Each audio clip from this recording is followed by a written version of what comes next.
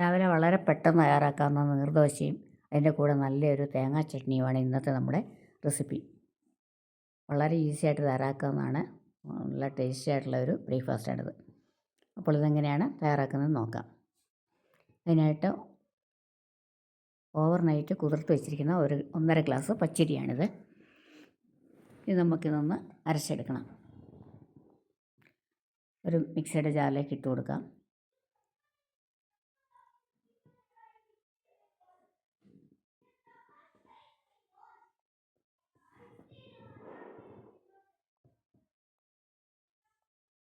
അതിനുശേഷം അതിലേക്ക് ഒരു 3/4 കപ്പോളം തേങ്ങ ചിരകിയതൂടെ ചേർത്ത് കൊടുക്കുക. ഇത് ഒരു 1/2 ഗ്ലാസ് വെള്ളം ഒഴിച്ചിട്ട് നല്ലതായിട്ട് ഒട്ടും തരിയില്ലാതെ അരച്ചെടുക്കണം.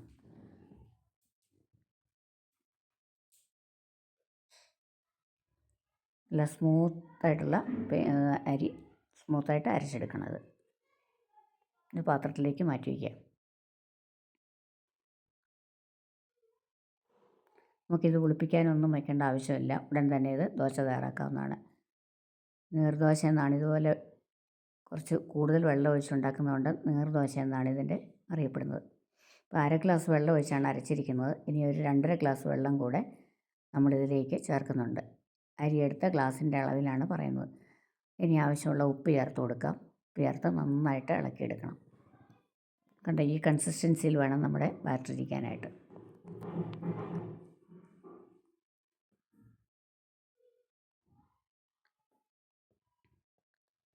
ഇനി നമുക്കൊരു പാൻ വെച്ചിട്ടുണ്ട്.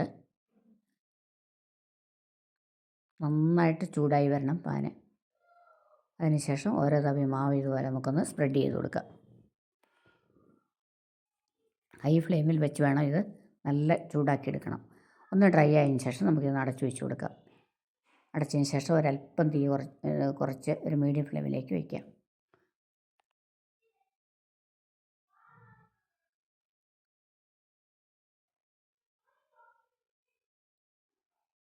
നമുക്കിതൊന്ന് തുറന്ന് നോക്കാം. അപ്പം ഒട്ടിപ്പിടിച്ചിട്ടില്ല ഒട്ടും. ഇതിൽ നിന്നും വരുന്ന പാകത്തിലാകുമ്പോൾ നമുക്കിതെടുത്ത് മാറ്റി വയ്ക്കാം. അതിനുശേഷം ഒരല്പം നെയ്യോ എണ്ണ എന്തെങ്കിലും നമുക്കിതിലേക്ക് പാനിലേക്ക് തൂത്ത് കൊടുക്കാം.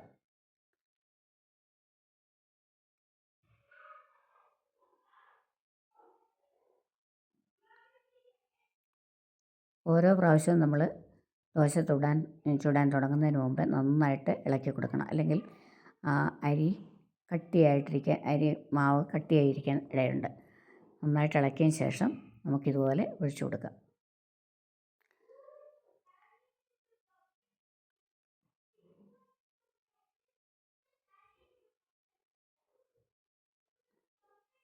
അതിനുശേഷം നമുക്ക് തുറന്ന് നോക്കാം. ഇത് നമുക്ക് റെഡി ആയിട്ടുണ്ട്.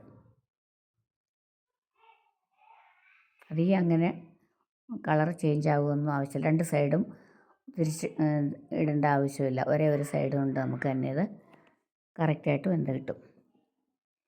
അപ്പോൾ ഇതിന് നല്ലൊരു ചട്നി തയ്യാറാക്കാം. ഒരു 1/2 കപ്പ് തേങ്ങ എടുത്തിട്ടുണ്ട്. അതിലേക്ക് ഒരു ചെറിയ കഷ്ണം ഇഞ്ചി ചേർത്തു. ഒരു 3 കഷ്ണം ചെറിയ ഉള്ളി, കുഞ്ഞുള്ളിയില്ലേ, അത് ചേർത്തു.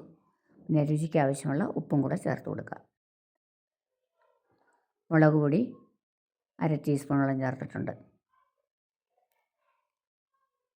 അതിന് പകരം പച്ചമുളകാണെങ്കിൽ അതാണെങ്കിലും ചേർക്കാം. ഉപ്പും ചേർത്ത് കുറച്ച് വെള്ളം ഒഴിച്ച് നന്നായിട്ട് ഇതൊന്ന് അരച്ചെടുക്കാം.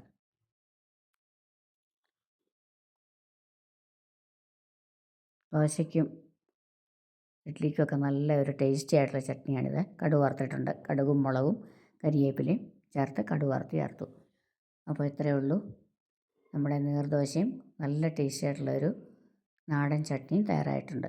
അപ്പം വീഡിയോ ഇഷ്ടമായാൽ നിങ്ങൾ ലൈക്ക് ചെയ്യണം, ഷെയർ ചെയ്യണം, സബ്സ്ക്രൈബ് ചെയ്യണം.